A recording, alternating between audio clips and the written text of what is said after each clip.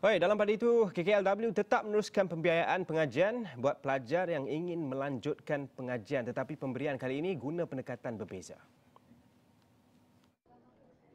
Datuk Seri Ismail Sabri memaklumkan berbanding sebelum ini, MARA meletakkan syarat tertentu untuk permohonan penajaan baru. MARA meneruskan penajaan tetapi dengan syarat-syarat tertentu. Misalnya kalau pendapatan ibu bapa kurang daripada RM8,000 misalnya, kita taja keseluruhan, iaitu yuran dan juga sara hidup. Ya. Kalau pendapatan ibu bapa 8 hingga 15,000, kita taja separuh saja, iaitu untuk fee saja, untuk yuran.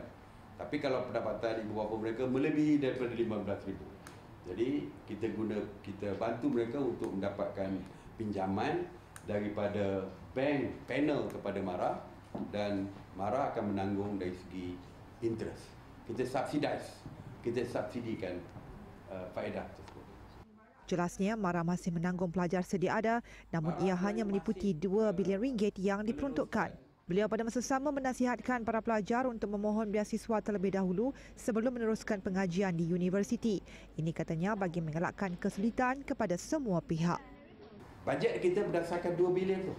Jadi kalau kita maknanya 2 bilion tu untuk sambungan yang dah ada dan yang baru sebagai contoh. Katakan yang baru tu, katakan kita fix, katakan campur yang lama yang baru 2,000 lebih kurang, katakan 80.